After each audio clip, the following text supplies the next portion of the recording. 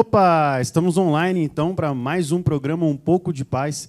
Seja bem-vindo a mais um programa, a mais um tempo de bênção, de crescimento, de algo para alinharmos nossa vida em fé e crescermos ouvindo um bate-papo mega gostoso. Você sabe que desde agosto do ano passado nós estamos aqui com um clima bem familiar. Eu sempre gosto de falar que é como se estivéssemos aí na sua sala, talvez ali na sua varanda, fazendo um churrasquinho com um suquinho de laranja, batendo um papo gostoso. Quem não gosta disso, irmão? Quem não gosta? Eu não vou entrar no mérito da carne bem passada ou mal passada, porque isso aí é igual saber quem dizima e oferta na igreja ou não, irmão. Porque a hora de saber diferenciar os meninos dos homens é essa hora.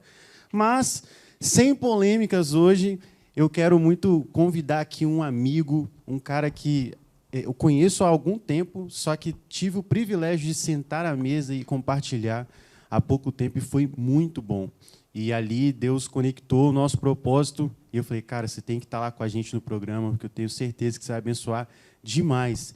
E aconteceu desse final de semana o rapaz formar em teologia e ser consagrado pastor, irmão. Então, a hora deles vir aqui para nos abençoar, trazer coisas boas na nossa vida, era exatamente agora. Então, o cara está com óleo fresco. Vai vendo. Então, chega aí. Mano, obrigado por ter vindo, Simon, um homem da voz e do nome importante. Obrigado, Lucas. Seja bem-vindo, Satisfação total estar aqui. Um pouco de paz, trazer um pouco de alegria para as casas, trazer uma palavra de conforto e um bate-papo bem descontraído entre amigos, que é o melhor ainda, né? Estou feliz, trago um abraço da família, um abraço da nossa comunidade. E nós estamos aqui para trocar essa ideia. Comunidade na qual o seu pai é praticamente seu irmão gêmeo, porque eu vi foto ali, rapaz, se parece demais. Todo mundo fala. E eu acho que o meu Que irmão, isso? ele é mais parecido com ele, mas todo eu mundo vi fala foto, que eu falei assim, uau. gente Mas é acontece muito isso comigo parecido. também. Eu e meu pai, temperamento, ele só não então, tem essa cabeça raspada aqui, mas a cara igualzinho, bicho. Hoje a gente tem uma ligação muito mais forte, eu e meu pai, até pelo fato de caminharmos junto no ministério, né? Mas eu me identifico muito mais ele do que fisicamente no temperamento, na forma. E eu tenho um temperamento muito parecido com meu pai, e Deus tem trabalhado sem mim, como trabalhou nele. Eu entendo que Deus me uniu a ele para a gente poder, sabe, é como um diamante, um trabalhando o outro. Sim, como é que é o nome dele? Pastor Volmar de Aí, ó, Oliveira. um abraço para você, pastor. Vou trazer você aqui qualquer hora, Poxa, hein? irmão, aí Vamos. o homem é brabo. Aí, ó, vamos fazer isso então. Vamos brabo. dar um jeito de trazer ele músico aí. de mão cheia. Aí, ó. Vamos ver se no dia a gente faz um som aqui, então. Tirada músico, ele é músico de mão cheia. Aí, ó. O filho falar é fácil. Eu quero ver você vir aqui tocar. Já está lançado o convite. Fica aí, o desafio. Já está lançado o convite. Cara, como eu falei no começo aqui, é bom falar isso para quem está nos assistindo. A gente teve um tempo de bate-papo onde você tinha um compromisso depois e falou, não, tem que ir, vai ser a última coisa que a gente vai conversar agora. E a gente ficou horas conversando e não viu o horário passar. Hoje a gente tem 1 hora, tá, cara? Vamos tentar. Vamos enxugar aí. Remir o Tá? tempo. Qualquer coisa a gente faz uma edição 2 aí com Vamos você. remir o tempo, vai ser Mas hoje, 1 hora. Beleza, pastor? Na hora que der 1 hora, você corta aí pra gente. Para de falar, vocês dois. Aí é bom que dá um gostinho de quero mais para todo mundo. Mas, cara, foi muito bom. E ali a gente conversou algumas coisas que eu quero muito trazer para cá, porque são temas que são mega relevantes no sentido de se repetirem muito aqui, mas eu escutei de você de uma forma muito nova e numa ótica diferente, assim, de uma visão diferente, mesmo sendo um cara jovem, um cara que liderou muitos ministérios, passou por muita coisa, passou por muitos altos e baixos, mas que hoje tem uma convicção muito forte. Eu falei isso com você lá em casa. Eu falei, cara, existe uma paixão nos seus olhos quando você fala sobre Jesus que é diferente. Sim. Só que antes de falar sobre qualquer uma dessas coisas, eu queria muito que você contasse para as pessoas como que você experimentou ali conhecer Jesus. A gente sempre separa entre 2 pontos aqui. Sim. O dia que você decidiu e o dia que você mergulhou. Eu falo que o dia que eu decidi foi em 2009, que ali eu me converti, mas o dia que eu mergulhei nos planos de Deus mesmo foi muito depois. Sim. Então, ouvir de você aí, uma coisa que é interessante pontuar antes de você contar, é que eu trato formar no querigma, né, formar ali na teologia, como um divisor de águas na minha vida, cara. algo que, assim, entrar lá para estudar, não dizendo que ali existe algo especial neste seminário, mas a decisão de mergulhar na palavra de Deus mudou a minha vida completamente. E esse é um dos pontos que me fez falar que, poxa, eu me converti em 2009, mas Sim. não é nem perto do que eu estou experimentando agora. Então, conta pra gente, cara, como é que foi isso? A sua decisão por conhecer, mesmo sendo uma família cristã aí, então, e o dia de mergulhar. Isso é muito, muito interessante, Lucas, porque eu sou filho de pastor, neto de pastor, sobrinho de pastor. Uau. Ou seja, a nossa família ela é, de fato, uma família sacerdotal. A nossa família é uma família que ela foi separada para o pastoreio. Eu entendo isso como um legado familiar. Mas nem por isso eu tenho que viver na sombra dos meus pais, de quem meu avô foi ou de quem os meus tios são e a forma como eles lidam com o reino. Eu tive minhas escolhas essas que me levaram para caminhos que eu não falo para nenhum jovem experimentar, porque a maioria das pessoas vão falar que o mundo ele é muito ruim, mas eles esquecem de dizer que o jovem ele é muito apaixonado por aquilo que ele faz. O jovem ele tem aquele senso de justiça própria, o jovem ele tem aquele senso de mergulho profundo, de intensidade. Por isso que quando João ele vai falar, ele fala, jovem, eu vos escolhi porque sois forte. Eu vi ontem o seu pastor Pontaleão, um excelente, sabe? Cara, é maravilhoso. Um programa fora de série foi. O que ele tratou foi muito verdade aqui. Por quê? Porque a gente precisa da nossa força da juventude, mas a gente precisa da experiência dos mais velhos. O problema é que a gente, mais jovem, a gente acha que a gente não tem que ouvir os mais velhos porque eles são retrógrados, eles são atrasados, eles não estão falando mais a mesma linguagem que a gente. De fato, alguns não falam a mesma linguagem, mas a experiência, a sabedoria que eles têm vai transcender gerações. Vai nos direcionar. Né? Isso aí. Então, a gente tem que entender que a gente precisa se submeter à sabedoria que eles têm, ao que eles passaram. E eu, como eu falei lá na sua casa, na minha ignorância e talvez no meu ego muito inflado, eu não dava atenção ao que os mais velhos tinham para me dizer. E isso me levou para muito longe do Senhor. Eu falo que eu nasci no lar evangélico, mas eu fui conhecer Jesus de fato na minha juventude já. Eu ia na igreja, é o que eu falo sempre para os meus meninos lá na igreja. Será que a gente vai na igreja porque a gente ama o Senhor ou porque os nossos pais nos mandam, vai se arrumar porque hoje tem escola bíblica? Vai se arrumar porque hoje tem culto? Então, aí a gente entra num funil. Será que eu amo a Deus de fato ou eu estou nos caminhos do Senhor porque os meus pais mandam eu estar nos caminhos do Senhor? Claro que isso tem que ser ensinado, os pais têm que, sim, falar para os filhos se arrumarem para ir para as igrejas, mas os pais têm que ensinar mais ainda os filhos a amar ao Senhor. Amar a Deus acima de todas as coisas, amar a Deus independente da situação ou circunstâncias. E isso foi algo que me separou muito de Deus, porque eu não amava a Deus, eu amava as coisas do reino. Eu amava tocar, eu amava sentar numa bateria, eu amava estar com os meus amigos, mas, de fato, eu não havia experimentado Deus na sua totalidade, eu não havia experimentado Deus naquela faceta de um pai. Suficiência, né? Isso. E isso o diabo se andou com algumas situações, circunstâncias que a gente conversou, que isso aí deixa para um outro bate-papo. A gente vai trazer você aqui de novo, falar só sobre isso. Que me afastou dos caminhos do Senhor, que eu trilhei caminhos tortuosos, bem tortuosos. Caminhos, eu não gosto de ficar falando disso, porque tem gente que enaltece quando viveu no mundão, das doideiras que fazia. Eu gosto de falar do que Jesus fez na minha vida. Que te trouxe, né? Não que te levou embora. Eu tenho um pastor amigo meu, pastor Fausto, quero deixar um abraço aqui para ele. E uma dessas minhas, sabe, bateção de cabeça da vida, eu encontrei com ele. Na época, ele trabalhava na Mais, junto com o pastor Mário, na missão de apoio à Igreja Sofredora. E eu fui no escritório dele, quando a Mais ainda tinha base aqui no estado. E ele falou uma frase para mim que aquilo ali me marcou de uma forma assim sobrenatural mesmo. E eu afastado dos caminhos do Senhor. Ele falou para mim, Simon, o Deus a quem você retorna não está te pedindo explicações. Ele está te pedindo o seu coração. E muitas das vezes a gente quer criar argumentos para Deus nos aceitar. É igual o filho pródigo, quando ele voltou para casa, o pai não queria saber por onde ele andou. O pai só queria amar e cuidar do filho. E muitas das vezes eu me sentia indigno de estar na casa do Senhor, porque o homem cobra isso. O homem vai pedir explicação. Por que você desviou? Por que você andou por tal caminho? Por que você fez tal atitude? Os seus pais, os seus tios. Então, eu sempre fui comparado. Porque você é filho de pastor, você é neto de pastor. E isso me trouxe uma certa resistência, até o ponto de eu não querer saber mais de igreja, não querer saber de comunhão, não querer saber de falar a palavra cristão, porque eu vi muita coisa, eu ouvi muita coisa, e isso foi me ferindo, foi me levando para um limbo muito afastado de Deus.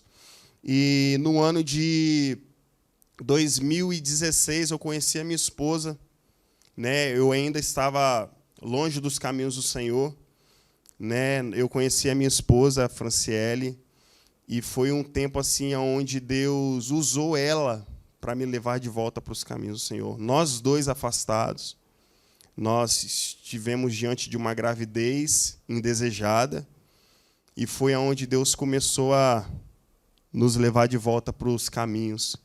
E quando a gente estava para ganhar o Vicente, a gente começou a decidir por Jesus, porque a gente fala que é progressivo, né? É uma construção. Algumas pessoas, Deus pode trazer uma libertação instantânea, mas a nossa libertação foi uma libertação instantânea. Deus queria curar algumas feridas que estavam em mim, que estavam nela, e Deus usou a vida dela para me levar de volta para os caminhos do Senhor.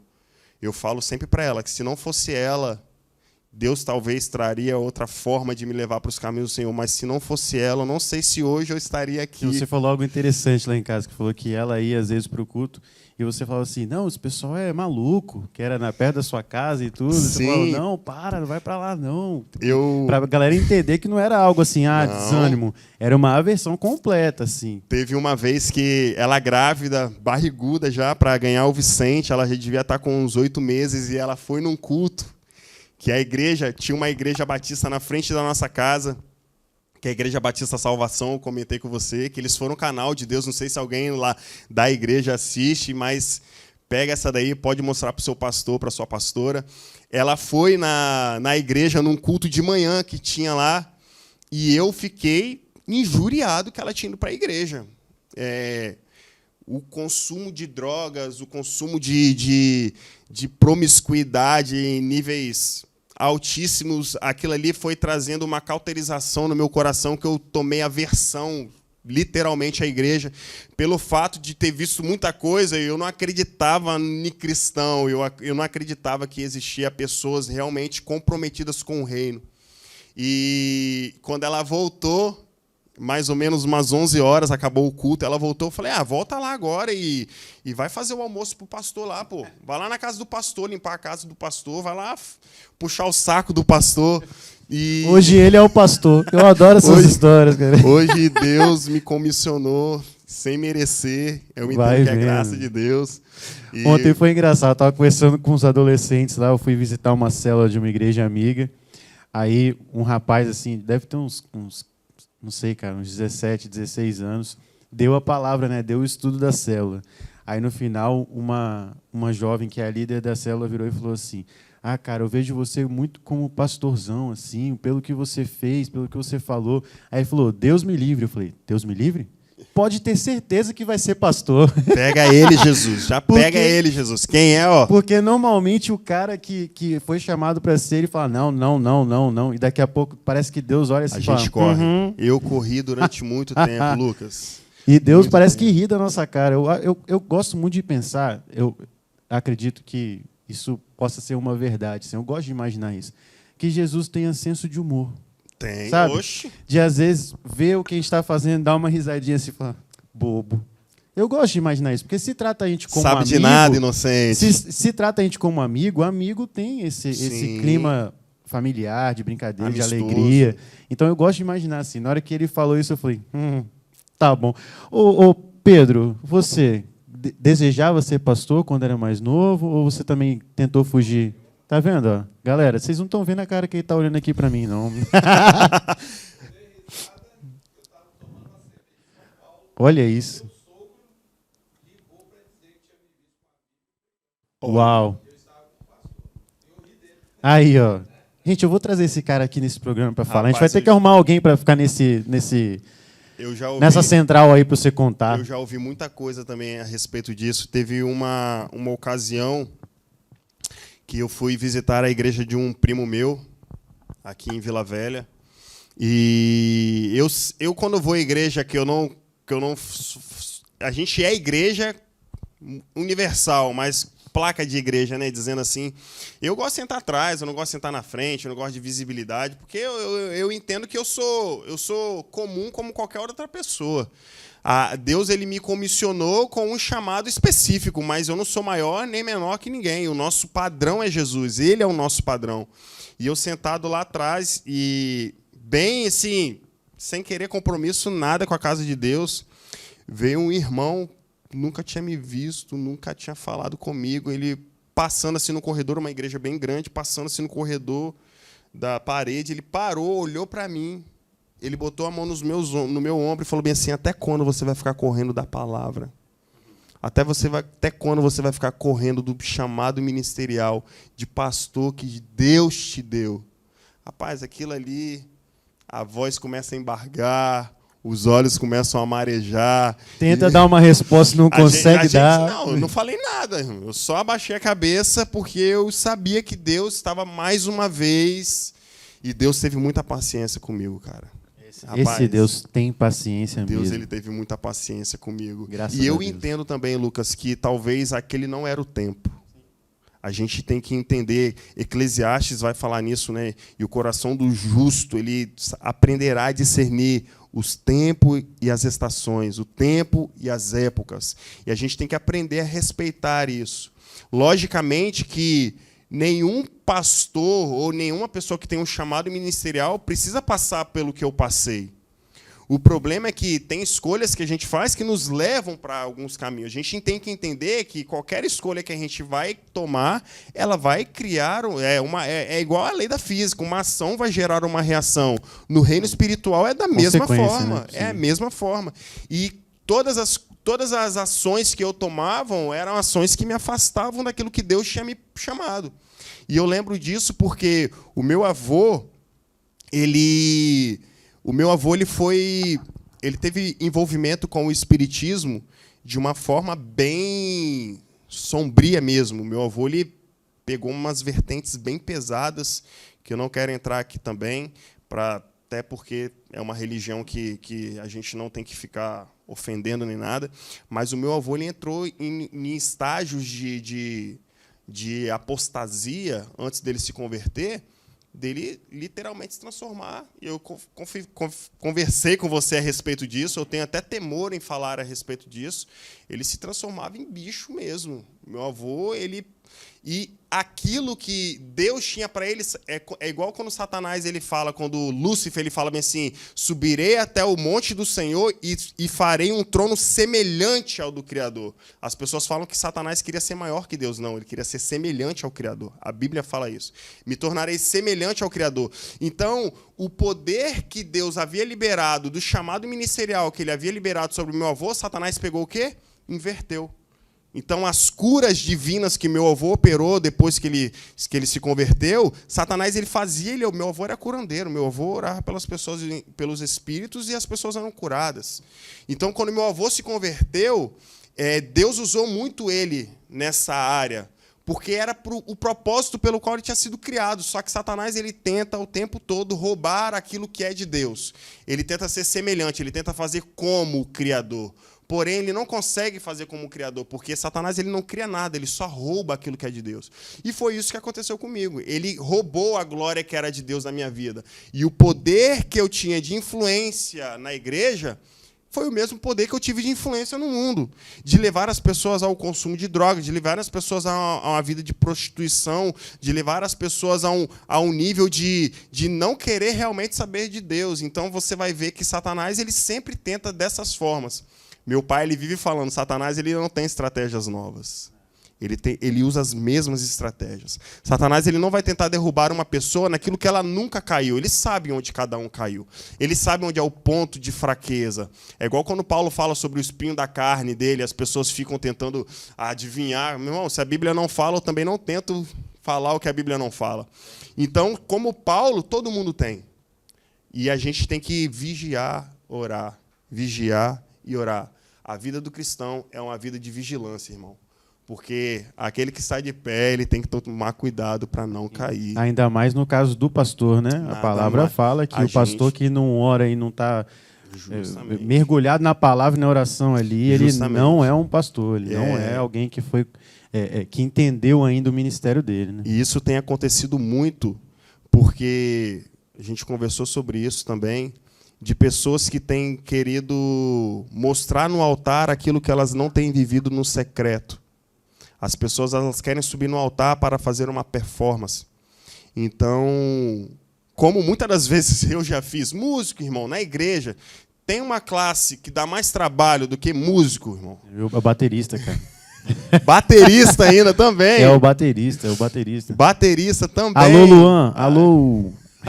Não vou nem citar o nome dos meus amigos bateristas aqui para não expô-los. Não, produção, corta.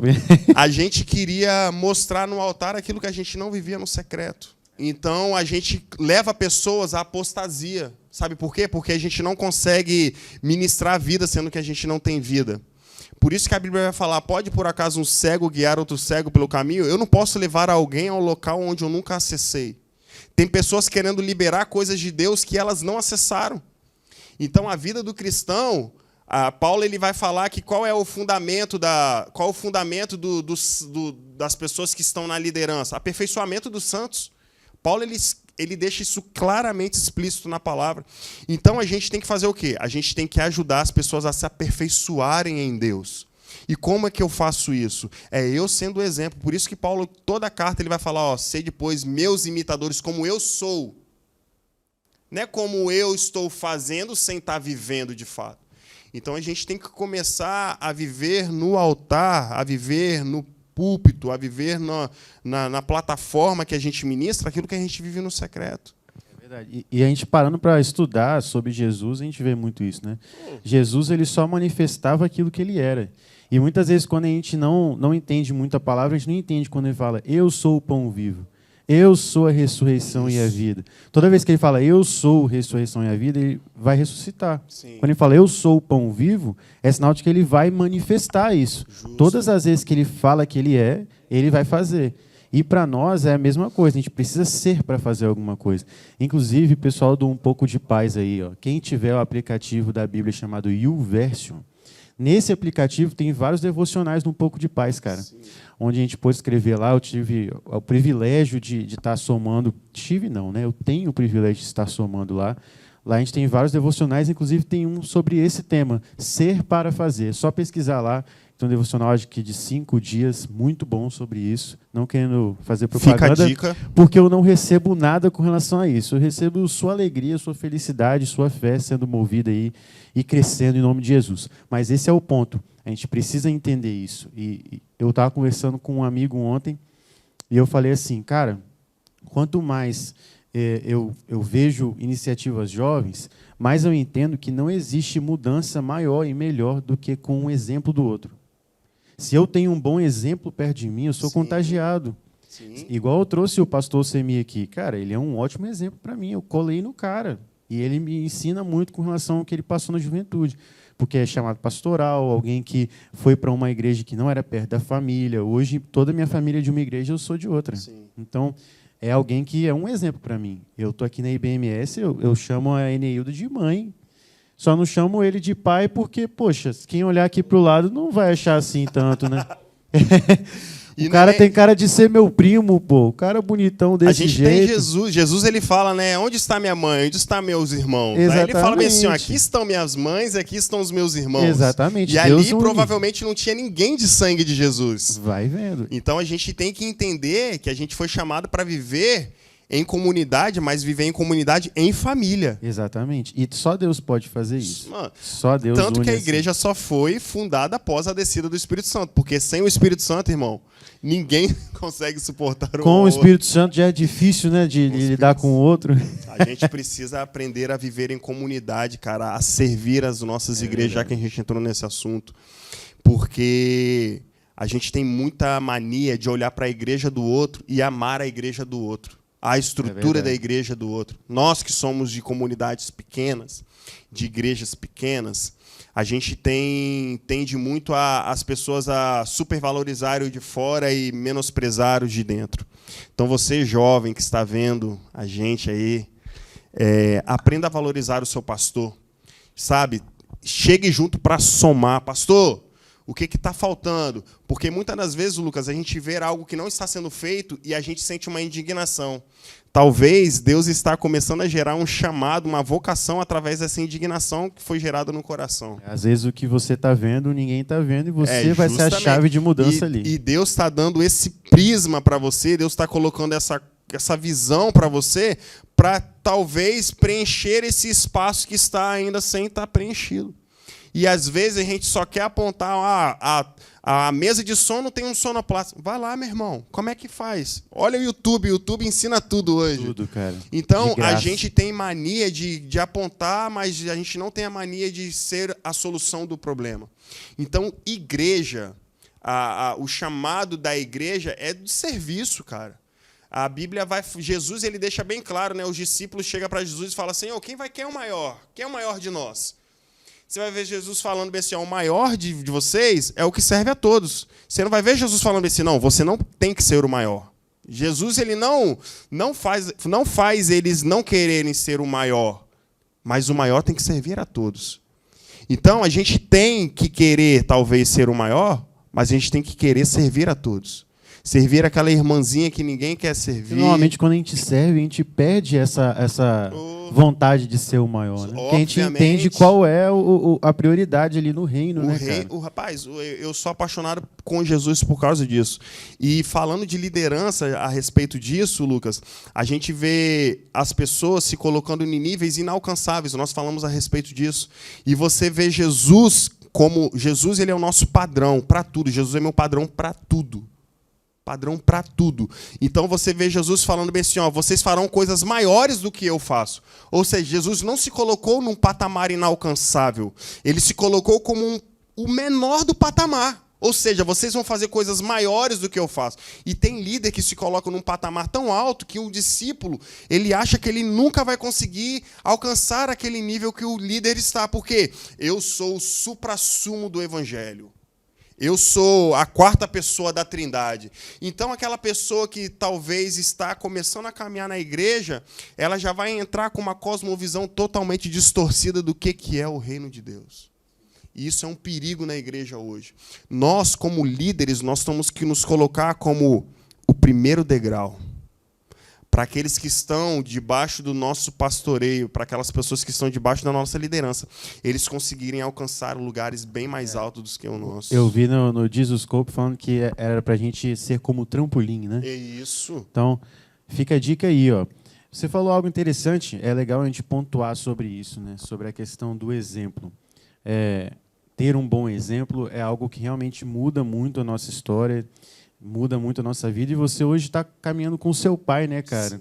E nada melhor do que ter um bom exemplo dentro de casa, né? Claro que você tem a sua família, você não vive dentro da casa com eles, mas continua sendo a sua casa, a sua família, seu alicerce. Queria muito que você contasse um pouco sobre isso. Nem todo mundo tem esse privilégio, né?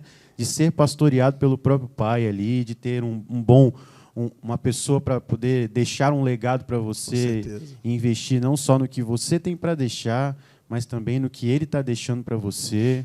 Conta um pouco para a galera que não imagina como é ser um filho de pastor, no sentido de que muitos falam a responsabilidade, falam, nossa, meu Deus, é muito difícil porque me cobram demais, mas, poxa, existe tanta coisa boa que pode se tirar de uma vida como essa.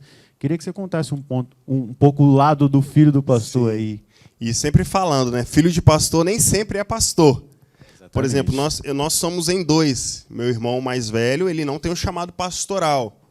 Mas Deus me comissionou com o chamado pastoral. A gente trouxe o Alcemir aqui, ele falou a mesma coisa. Ele também falou a respeito do Bruno. O Bruno não tem chamado, o Rafael não. E o outro não tem. Então a gente entende também que quando é em família, meu irmão, chancela mais ainda o ministério. Porque para a família andar junto, irmão, na mesma comunidade, tem que ser muito de Deus, Lucão. E Só para as pessoas entenderem, o meu pai, quando eu estava desviado, eu fiz muita coisa que um coração de um pai não suportaria. Só para as pessoas entenderem, minha mãe desenvolveu síndrome do pânico de um estágio altíssimo, de darem crises nelas, de nós acharmos que ela ia, literalmente, Deus ia recolhê-la. Por consequências de atitudes minhas, do meu irmão, que não vem ao caso agora. E eu entristeci muito o coração dos meus pais. Eu chegava a ficar meses sem ver eles, né? E meu pai, ele conta, né, nos testemunhos, em algumas coisas que eu não gosto de ficar falando da minha vida passada para ninguém. Volta porque a falar. nem existe mais, né? Nem Já existe mais, o meu sangue passado lá. está apagado. Vocês querem saber quem eu sou? Vejam o Simon de agora. Exatamente. O Simon do passado, vocês não precisam conhecer. Exatamente. E meu pai, ele fala assim, que ele orava para Deus me restaurar, para Deus me salvar. Mas ele fala assim, Deus, salva o Simon, mas leva ele para longe. Não precisa trazer ele para perto. Não. Salva ele em outra comunidade. Essa era a oração dele. Ele fala isso. E Deus me levou para onde? Tá vendo? Ó, cuidado com as coisas que você ora, tá, crente? Aí Deus me levou para onde? Para pertinho do pai. Porque o filho, ele tem que estar perto do pai, né? E eu já estava casado, a gente casou, eu e minha esposa. Hoje nós temos 2 filhos, eu tenho 3 filhos, e com a minha esposa eu tenho 2. O Vicente e a Luísa. A Luísa vai fazer 6 meses agora, dia 24. Nossa princesa. Um bebê. Ela é a joia da nossa coroa. O Vicente também, depois nós vamos falar um pouquinho dele. Com A certeza. gente precisa falar do Vicente. Vocês precisam conhecer o Vicente. Maravilhoso. Mas a minha relação com meu pai foi uma relação bem conturbada mesmo por conta das minhas escolhas. E ser filho de pastor nunca foi algo muito fácil, justamente pelo fato do comparativo. Tinha pessoas que olhavam para mim e falavam assim, como que você é desse jeito sendo filho do Volmar? Né? Como que você consegue tomar essas atitudes tendo a base? E teve gente que falou para mim várias vezes... Foi? E teve gente que falou para mim várias vezes, Lucão... Teve gente que, não, pode ficar aí, teve gente que falou para mim várias vezes, eu queria ser filho do seu pai. Aí ficavam colocando aquele peso ainda. Poxa, eu sou um péssimo filho mesmo, porque as pessoas queriam tomar até o meu lugar. Poxa, você não dá valor ao pai que você tem. Você não dá valor à mãe que você tem. Olha o que vocês estão fazendo com seus pais, com a sua mãe. Só que a gente estava com o coração... Eu estava com o coração tão distante, igual o filho pródigo mesmo, tão distante do pai, que a dor do meu pai não era minha dor. A dor que minha mãe sentia, eu me compadecia dela, mas eu não tomava nenhuma atitude para tentar fazer com que aquela situação que ela estava vivendo fosse uma situação que passasse. Você está entendendo? Então, a gente teve uns entraves ali, uns arranca-rabo mesmo, toda a família tem. Só que aí eu saí de casa muito cedo também. Eu decidi sair de casa. E aí que eu me afundei mesmo. Aí, dali para frente, meu irmão, igual a gente fala, foi só para trás. O diabo, ele me cirandou, ele me afastou dos meus pais. Foi uma época que eu e meu pai, a gente não tinha contato. A gente não tinha contato de pai e filho. A gente não se olhava no olho. A gente não trocava carinho, nem afeto. Eu não tinha meu pai nas minhas redes sociais. Só para você ter ideia, eu evitava ter contato com o pai. Né? Satanás, ele faz isso. Ele tenta afastar a gente do pai, porque o pai é a nossa referência. O pai é aquele que vai nos liberar destino. É o pai que libera destino para os filhos. É o pai que é a plataforma para um filho. Então, eu fui conduzido para muito longe dos meus pais, ao ponto do meu pai querer que eu fosse restaurado, mas tanta ferida que eu causei nele também, que ele falava assim, salva o Simon, mas leva ele para longe, não precisa trazer ele para cá.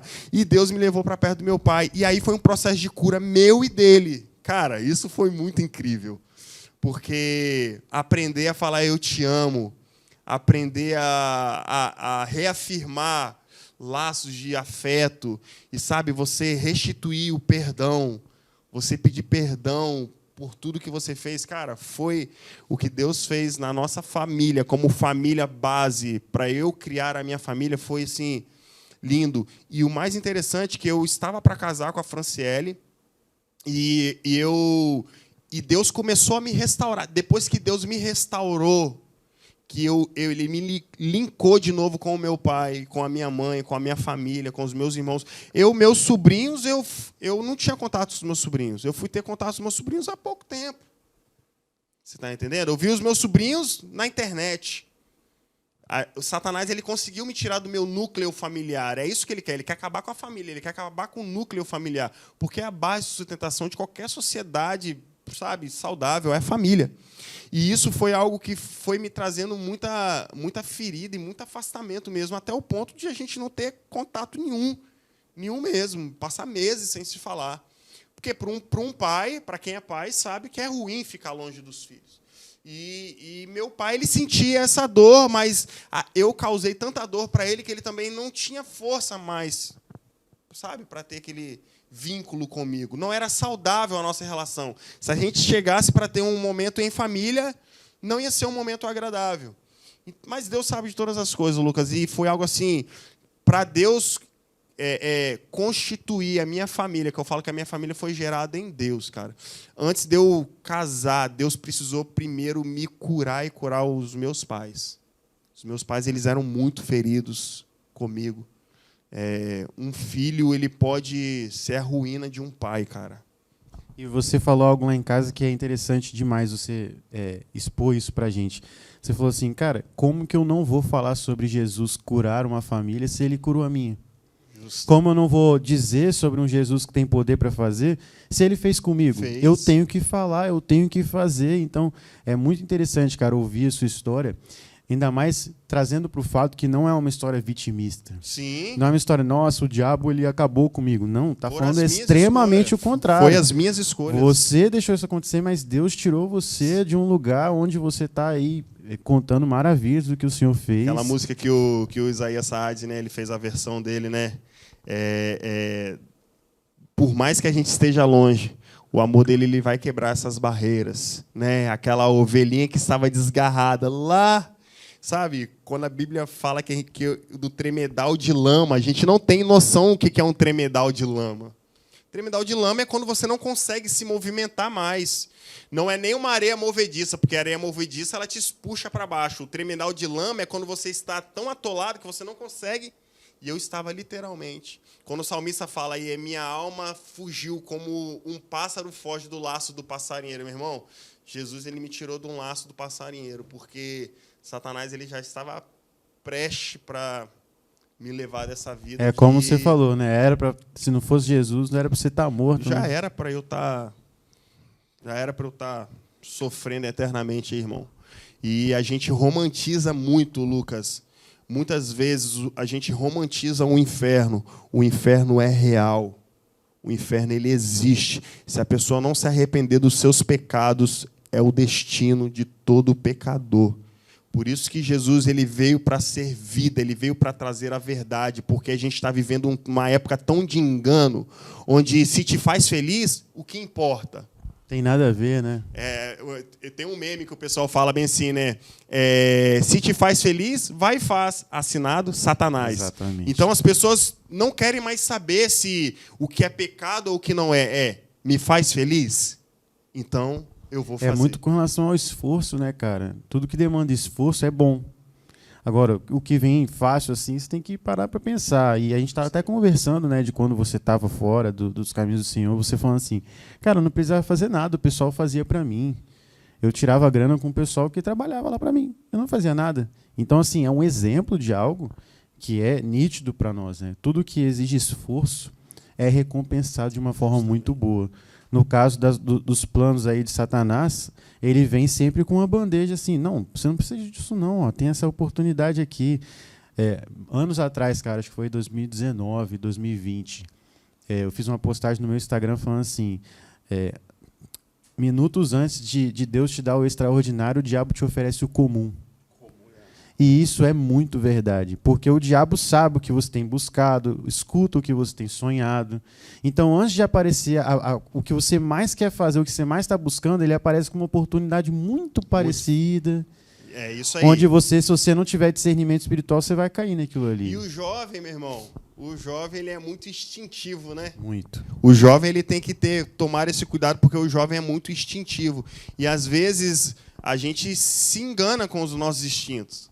Eu comentei isso com você. Jacó, ele foi enganado pelos sentidos dele. Ele tocou na pele, mas não era o seu filho, não era Esaú. Ele sentiu o cheiro, ele foi enganado pelo olfato, meu tio compartilhou isso. Ele foi enganado pela sua visão porque ele já era cego. Ele foi enganado pela sua audição porque ele não reconheceu a voz do seu filho. Então, os nossos instintos, eles vão nos enganar. Vai chegar uma hora que vai nos enganar. Por isso que nós temos que ser totalmente guiados pelo Espírito Santo de Deus. Nós não fomos chamados para ser guiados pelo que a gente sente. O jovem, ele é muito emocional. E nem pelo que a gente julga saber, né? Justamente. Por isso que o Espírito Santo de Deus que habita em nós, ele testifica, cara. O problema é que as pessoas querem procurar fora aquilo que Deus não está falando dentro, Lucas. E as pessoas vão atrás de fulano de tal que revela o CPF, que fala... tem uma professora aqui do seminário que falava para nós, quando Deus está precisando falar muito fora, é porque ele não está falando dentro. Sendo que a gente tem hoje, cara, a melhor ferramenta para ouvir a voz de Deus, que é a palavra. A palavra de Deus é a melhor totalmente ferramenta. acessível, né? É totalmente acessível, cara. Você não precisa ter uma Bíblia de papel, você baixa no celular. Se você não tem um celular, você, sei lá, você procura, você consegue um no Google, você bota Google lá, Salmos, você vai ter Salmos lá. Você está entendendo? Inúmeras versões. Então, inúmeras versões. Ixi, tem Bíblia do surfista. Eu tinha Bíblia do surfista, tinha Bíblia radical. Aí, ó. Então, hoje não se tem desculpa. O que falta é isso, aquilo que eu falei. Às vezes a gente quer mostrar algo que a gente não vive. Por isso que Paulo, quando ele escreve o livro de Efésios, lá no capítulo 6, ele vai falar bem assim, ó, finalmente. Por que esse finalmente? Finalmente se revestir da armadura. Mas, espera aí. Capítulo 6, ele vai falar, finalmente, agora nós vamos nos vestir com a armadura do Espírito. Mas antes de se vestir com a armadura do Espírito, tinha toda uma posição que a pessoa tinha que tomar. O problema é que a gente está querendo botar a armadura sem estar posicionado, irmão. Você está entendendo? Igual a gente ouviu, né, recente na igreja, que a gente foi somar lá, né? Achando que é tipo Cavaleiros do Zodíaco, que entra uma armadura aqui, um pedaço de cada um. É isso aí. Né? E o que é mais interessante, Lucas, é o cristão que está querendo botar a armadura, meu irmão, mas não entra no campo de batalha para treinar, irmão. Como que um soldado vai para a guerra sem treinar? É a mesma coisa o exército brasileiro falar, Lucas e Simon, vocês estão convocados agora, entrega 2 fuzil R15 na nossa mão. Nós vamos ficar igual 2 bobão olhando para a cara do outro. Verdade. Como é que engatilha? Por não quê? Vira para mim, não. Porque... porque a gente não foi treinado para isso. O problema é que tem muito cristão querendo botar a armadura sem estar posicionado em Deus, cara. Então, a Bíblia ela vai falar muito mais de posicionamento do que de revestimento. Porque quando você se posiciona, irmão, você ser revestido é detalhe. Meu. E é interessante, quando você fala sobre isso, me lembrou um texto de Isaías que fala sobre... ter sido um caminho no mar, está fazendo uma coisa nova. E é interessante, porque quando Deus fala que está fazendo um caminho, fez um caminho no mar, mas está fazendo uma coisa nova, é um aviso de que vem algo bom, mas que é para você se capacitar agora. Justamente. Toda vez que Deus fala que vai fazer algo, como o rapaz virou para você e falou, que você está fugindo do seu chamado pastoral? Não era para aquele momento, era para agora. Justamente. Então, toda vez que Deus avisa, é para a gente se preparar naquele momento, para a gente desfrutar em um outro momento. Eu tenho uma plena convicção que eu também atrasei um pouco o que Deus poderia ter feito na minha vida. Existe o tempo, mas nós podemos acelerar ele. É igual né? a gente fala, né? Eu poderia ter sido uma Ferrari, mas talvez eu não vou conseguir ser uma Ferrari, porque eu já vou fazer 34 anos, não tenho mais meus 20... Tá garoto. Eu ainda não tenho mais meus 23 anos. Imagina, um pastorzão com 23 anos, cheio de energia, casado, mas sem filho. Pau na obra. Agora, um cara casado, já com 30... não tem tanta energia. O meu pai, ele fala isso, porque meu pai também era... Eu falo que eu sou muito parecido com meu pai por causa disso. O meu pai, ele foi dizer sim para o chamado ministerial também, já um pouco mais experiente, vivido. Né? Meu pai sempre serviu na igreja, meu pai sempre foi ministro de louvor, sempre liderou departamento de música. Né? E meu pai ele fugia do chamado ministerial pastoral. Só que, quem as pessoas procuravam? O pastorzão. Com quem que os casais queriam se aconselhar? com os meus pais, 40 anos juntos, 37 anos de casados, ou seja, são pessoas que têm uma base muito solidificada, você está entendendo? E hoje a gente está carente de referências dessa área, Lucas.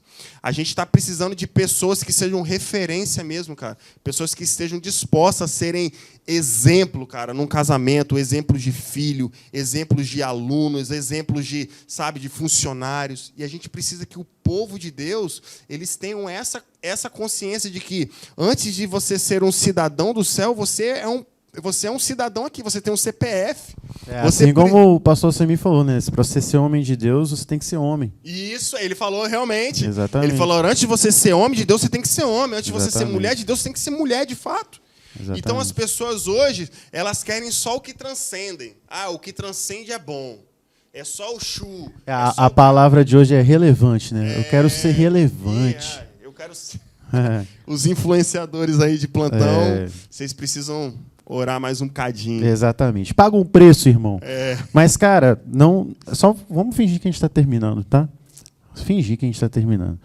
A gente está falando aqui sobre, por exemplo, que a gente falou sobre Isaías, sobre Deus falar algo que é para a gente capacitar agora para viver depois. A gente está falando muito sobre visão, né? Eu gosto muito de um pastor que falou para mim uma vez que a diferença entre visão e milagre. Não sei se você já ouviu sobre isso. Falou que milagre é algo instantâneo, você recebe, acabou. Visão é algo que você constrói junto com Deus. Sim. E eu sou apaixonado por visão, cara. Eu gosto muito de milagre. Quem não gosta de milagre, né? Claro que gosta. Mas eu sou apaixonado quando Deus entrega um pedacinho de uma situação e fala assim, e aí, tá disposto? Vem comigo ou não vai? Ou vai ou racha, irmão? Ou vai ou racha. E eu gosto muito disso. Eu penso, por exemplo, sobre Noé. Noé recebeu primeiro uma pergunta e aí, topa? Eu imagino como se fosse na linguagem de hoje, né? E aí, topa? Vamos fazer um negócio aí para revolucionar esse mundo? E depois ele recebeu os detalhes do que seria a arca. E eu acho que isso é maravilhoso. Isso é uma visão. Isso não foi um milagre. Sim. Isso é uma visão. Ele teve que foi uma construir. Construção, isso aí. Ele teve que construir. Quando eu penso sobre isso, eu penso sobre algo assim, enxergar bem o futuro. E fazendo um link agora com a ótica. Peraí. Cara, parece bobeira, parece clichê. Mas como é bom a gente trazer a realidade disso para, espiritualmente falando. Sim. A gente ter uma visão clara do hoje, mas principalmente do que a gente quer para o nosso amanhã. Eu vi você falar algo lá em casa que eu queria muito que você falasse, cara, sobre a questão do Vicente, e você falou assim, mas eu creio que amanhã pode ser diferente. Você falou de uma forma assim que me marcou. É algo que eu já creio, algo que eu já levo para mim, mas quando você falou, verdade, cara, reacendeu ainda uma fé mais forte em mim, que realmente é isso. Então, eu queria muito que você contasse um pouco sobre a ótica, e esse propósito que está junto com a vida do seu filho, sim, o quanto isso tem envolvido a sua vida hoje. Eu vejo o quanto que você está focado e você vai para lá e para cá e trabalha igual um doido. A gente não para. Exatamente, assim, uma correria. Inclusive, agradecer aqui diante das câmeras que, poxa, foi o quê? Um final de semana praticamente só o óculos ficar pronto, né? Sim. Então, assim... Tô mais bonito hoje devido a esse cara, tá? Vai vendo. Mas conta pra gente, cara, esse propósito lindo que tem por trás da ótica. Conta um pouco sobre a ótica aí pra gente. Então, a gente, eu e minha esposa, quando nós ficamos grávidos pela primeira vez do nosso filhote, do Vicente, pô, foi uma alegria, cara, né? Pai, que homem que não... Cara, o homem, ele foi criado para ser pai, irmão. A mulher, ela foi criada para gerar. Essa sociedade que está querendo, sabe, fragmentar a família é porque eles sabem que uma família solidificada vai gerar uma sociedade extraordinária. E quando nós ficamos grávidos do Vicente, nós fizemos todos os pré-natais, tudo. Não passava pela nossa cabeça, né? Acho que pai nenhum imagina ter um filho deficiente, né? Quem é pai não fala, poxa, será que eu vou ter um filho deficiente? Não passa isso na cabeça de pai nenhum. O pai quer já imaginar o filho jogando bola. O pai imagina... Eu que sou músico, eu já imaginava ele em cima de uma bateria, eu imaginava ele pegando meus violões, jogando para um lado, para o outro. E Deus nos presenteou com o Vicente, cara. O Vicente, ele é... Eu amo todos os meus filhos, cara. Eu sou apaixonado pela paternidade, pela maternidade. Mas o Vicente, ele é diferente. O Vicente, ele é literalmente, ele é a joia da nossa coroa, de fato. O Vicente, ele tem uma doença, uma patologia, né, cognitiva. Ele tem uma patologia que ele nasceu com ela, não é cognitivo, o Vicente não tem nenhuma doença cognitiva. Ele tem uma doença chamada hipoplasia no nervo óptico bilateral. Ou seja, vou explicar isso de uma forma mais simplória para todos entenderem. O Vicente, ele tem o olho normal, quem olha para ele não imagina que ele não enxerga, porque o olho dele não é aquele olho branquinho, igual geralmente quando você vê um cego, aquele olho branquinho, você fala que aquela pessoa tem algum problema ou de catarata ou tem um problema de cegueira. Então, o Vicente, ele não tem o nervo óptico funcionando. É como eu ter um monitor, igual esse monitor que está aqui, ele tem tudo, mas não tem o cabo que vai ligar na energia. O nervo óptico é o que transmite a imagem para o cérebro. É o que vai formar, né? Ele tem o cristalino perfeito, ele tem a córnea perfeita. O Vicente tem tudo preparado para o milagre. Então, assim, o Vicente ele nasceu com essa peculiaridade que nos ensina todos os dias, cara. E foi muito complicado no começo, o Lucas, porque é muito difícil, cara. No Brasil, tudo é mais difícil. A gente ter acesso a uma saúde de qualidade, você tem que estar disposto a investir, cara. Eu corri atrás de alguns exames dele. Quando ele nasceu, com 7 meses, a gente deu entrada. O Vicente já está com 5 anos, ele vai fazer 6 anos. Eu dei entrada em alguns exames dele pelo Sistema Único de Saúde e até hoje não saiu, né? Ou seja, se eu tivesse esperando esses exames para ter um diagnóstico do meu filho, até hoje eu não saberia qual o problema, como que a gente, né, faria para tratá-lo.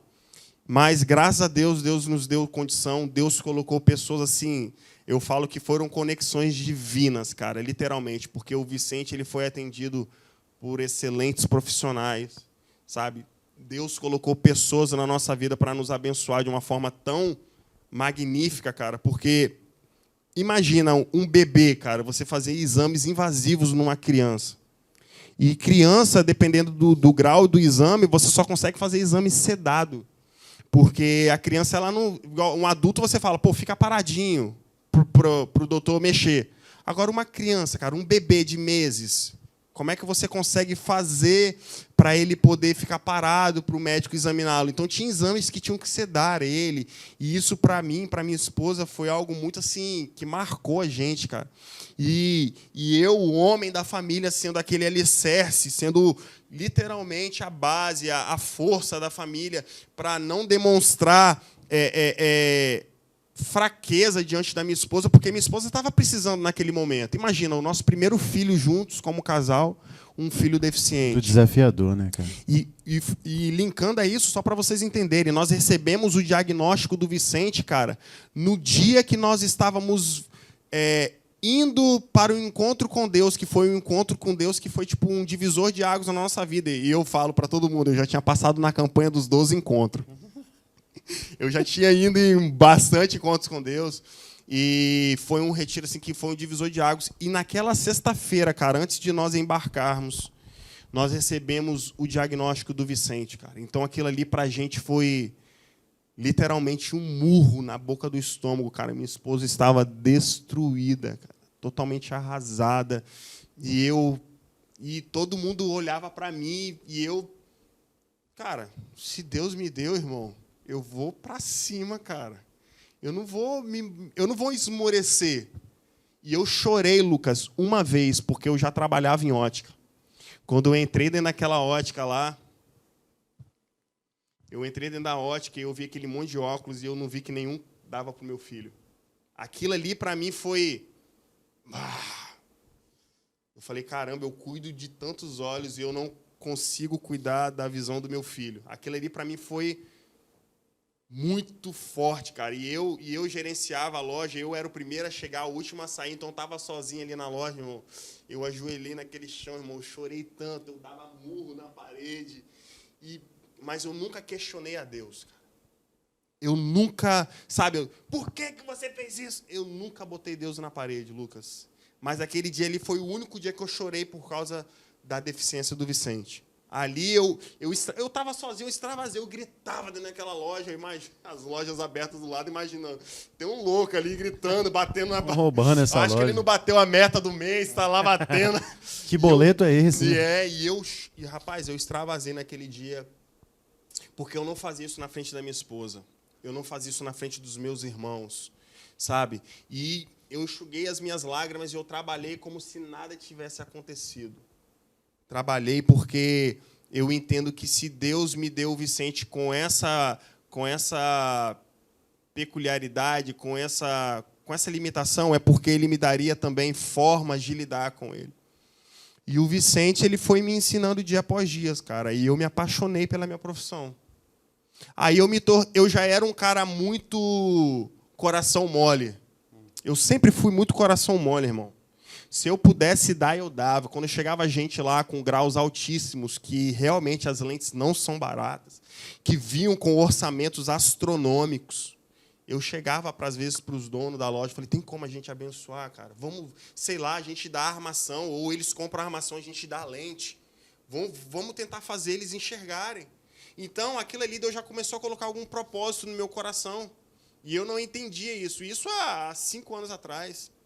Eu já trabalhava na área, mas eu nunca imaginava que ia ser dessa forma, sabe? E muitas das vezes minha esposa, amor, será que é por causa da nossa... Será que é por causa de uso de entorpecentes, de alguma coisa? Nós chegamos aí médicos, nós fizemos... Irmão, você perguntar quantos exames nós fizemos, eu não sei nem quantos laudos médicos, quantos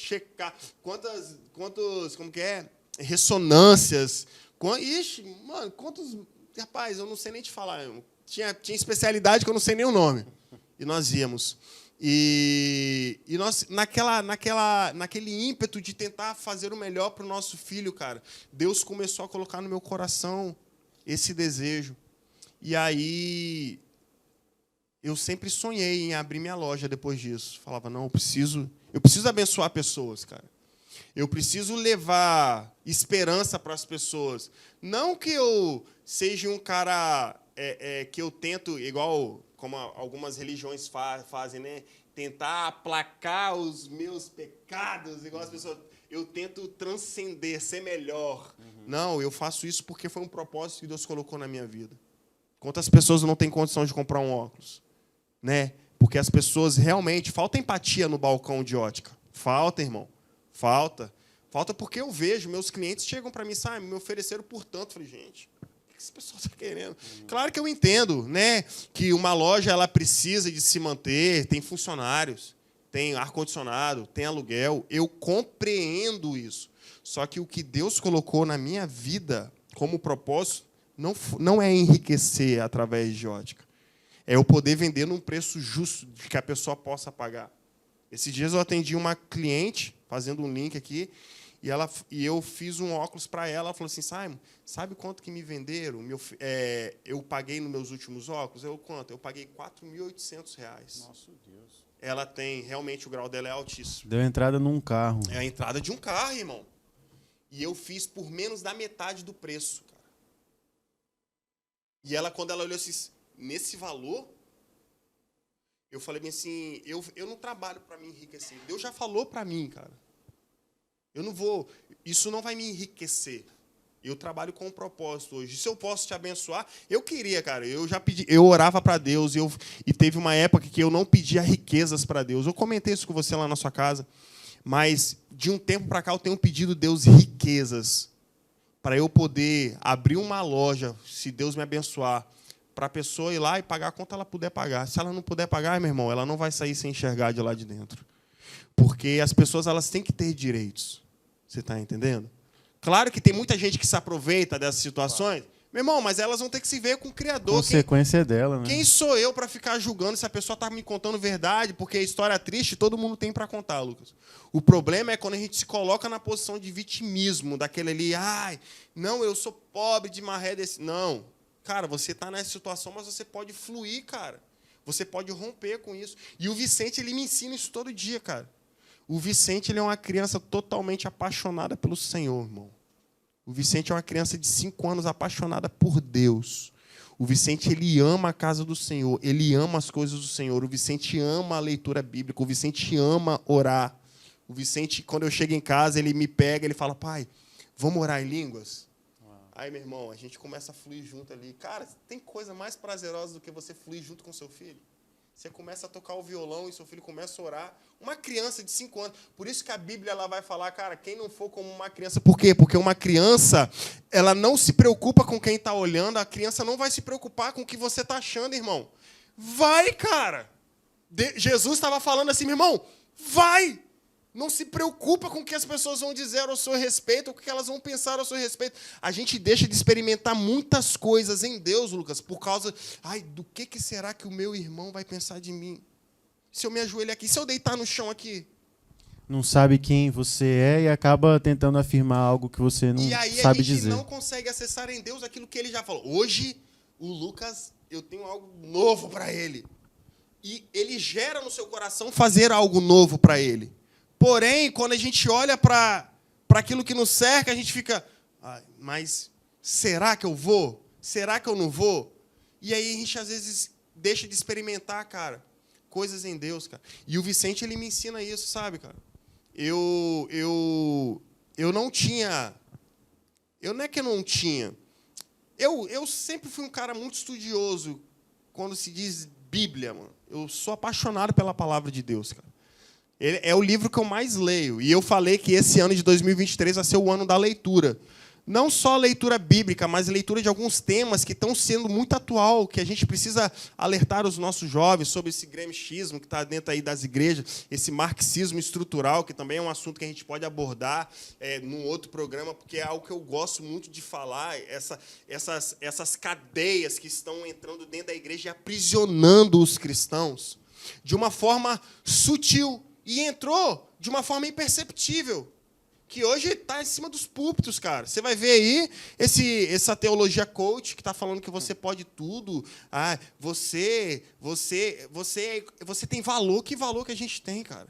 Então, o Vicente ele me ensina a entrar em Deus sem ter, como eu posso dizer, tatos. Será que Deus... Não, cara, eu vou fluir em Deus. E a gente vai junto, cara. E tem sido um tempo para nós muito prazeroso. Porque Deus falou para nós que Ele vai curar o Vicente. Eu tenho essa convicção no meu coração, cara. Deus falou para mim, eu vou ligar essa tomadinha que está faltando. Eu creio, cara, eu creio nisso. E assim, é uma convicção que eu e minha esposa... Cara, tinha uma irmã que limpava, ajudava a gente lá em casa, né? A organizar as coisas, né? Ajudava minha esposa com o bebê, e ela olhava assim para mim e ela falava assim, Simon, eu nunca vi você reclamando, chorando, e anos convivendo com a gente. E ela virou para mim e falou, eu nunca vi você, sua esposa, seus pais reclamando porque o Vicente nasceu como nasceu. Eu falei, porque não é o que me cerca que vai ditar como eu vou agir, cara. É o que habita em mim que vai mudar a realidade que eu vivo, o ambiente onde eu vivo. O que vai ativar o sobrenatural de Deus é a fé que está em mim. Então, a gente tem que ter essa convicção em nós, cara, que Deus, Ele é um Deus que cura sim. Deus é um Deus que liberta sim. Deus é um Deus que faz coisas novas sim, Lucas. E a gente precisa falar isso para as pessoas. Talvez você esteja passando por uma situação que nem você mesmo acredita. Creia, Deus faz. Deus faz ainda nos dias de hoje. E essa convicção que eu tenho no meu coração, cara. Tanto que eu trato o Vicente como se ele enxergasse, cara. Como que eu vou A fé não é a certeza das coisas que a gente não vê, mas que a gente espera. Paulo ele vai falar que se a gente vê, isso não é fé, isso é o óbvio. Se eu vejo aquele vaso ali, eu não tenho que acreditar que ele vai aparecer. Eu estou vendo, isso é o óbvio. O que eu faço com meu filho? Eu jogo bola com ele, irmão. Eu levo ele para o balanço, eu empurro ele no balanço, ele desce o escorregador, a gente corre, eu sento com ele para ler a Bíblia, cara. Eu não pego Bíblia de áudio, não. Eu boto a Bíblia de papel na frente dele. Filho, nós vamos ler a Bíblia. E nós lemos a Bíblia junto ali.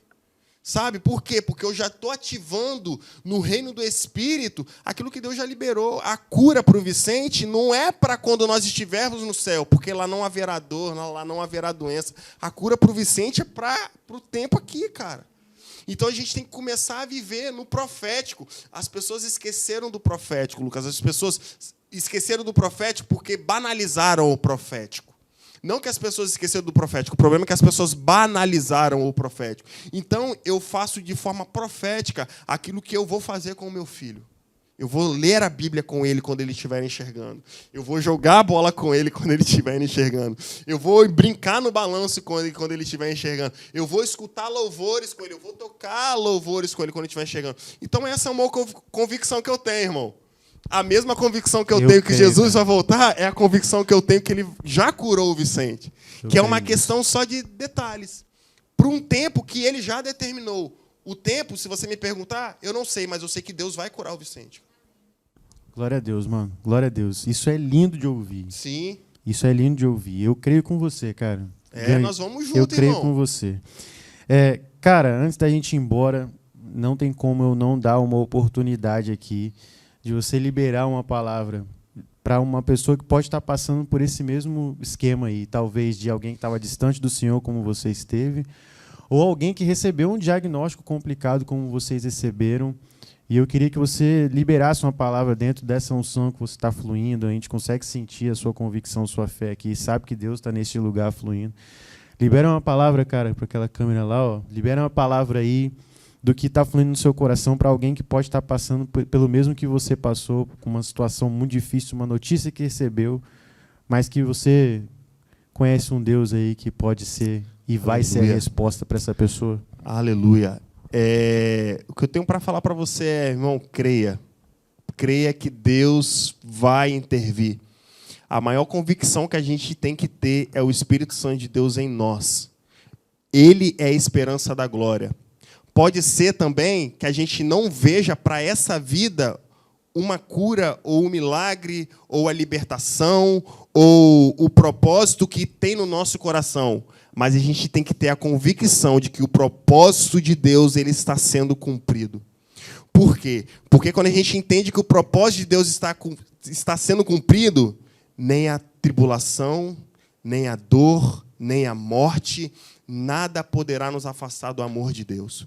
A gente tem que ter a convicção de que o Espírito Santo de Deus em nós pode mudar qualquer situação. Mas se ele não quiser, queridos, deem glória a Deus. Por isso que eu gosto daquela música. Se Deus fizer, ele é Deus. Se Deus não fizer, ele vai continuar assentado no trono, reinando, porque um rei reina. Mas creia, se você está passando por alguma situação complicada, de doença, ou de diagnóstico médico, meu irmão, eu quero que você sinta aí na sua casa agora a presença de Jeová Rafa, o Deus que cura, o Deus que faz o sobrenatural acontecer invadindo a tua família. E você vai comentar depois nesse vídeo o milagre que Deus, fez na tua casa. Então você precisa crer, somente creia no nosso Senhor e Salvador Jesus Cristo, que você vai ver o milagre acontecendo.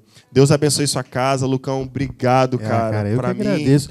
Você é um cara sensacional, cara. Eu tô emocionado mesmo de estar aqui e eu quero que pessoas sejam alcançadas por isso. Quero que jovens escutem isso e sejam engajados com as igrejas locais, sabe? E que a gente possa continuar sendo essa voz profética, cara. Sabe, para esse tempo. Mano, Deus abençoe sua vida. Eu creio junto com você, ganhou mais pessoas crendo aí junto com você, mas quem está aí nos assistindo, com certeza, lembre aí do nosso guerreiro Vicente, dos pais do Vicente em oração. Vamos acelerar esse milagre aí em nome de Jesus. Cara, obrigado por ter vindo. Galera que chegar lá no nosso Instagram, Um Pouco de Paz, vai ver algumas coisas sobre a ótica, beleza? Entrou com um parceiro aí do nosso programa, então você vai ver bastante coisa, vai estar vendo muitas coisas legais, fotos, vídeos, sempre alguma coisa para a gente poder conectar ali junto com a ótica. E você, claro, se você está precisando de um óculos, irmão, procura o cara aqui, porque você vai ter um óculos topzera, vai ficar lindo. E num atendimento, eu preciso destacar isso aqui, foi até minha casa, mostrou inúmeros óculos, num tratamento VIP, ele tomou um cappuccino. Tem que ter um cafezinho. Fica o café abre portas, aqui irmão. Aqui na IBMS, irmão, todo mundo é adepto ao café. O café abre portas. Se não tem café, a gente nem sai de casa. O café é a Coca-Cola, irmão. Todo cristão. Fica a dica, hein? Só os que estão Se de você dieta, quiser hein? um desconto no dia de você pegar um óculos, leva uma coquinha pro cara. Uma coca ou um café. Isso aí. Então você vai ver bastante coisa da ótica lá no nosso Instagram. Se você não segue a gente no Instagram ainda, segue lá, Um Pouco de Paz BR. E lá também você vai ficar sabendo o Instagram da ótica. Mas diz aí, qual é o Instagram? @ É otic.foco. Aí, ó. Fica a dica aí, ó. Segue lá.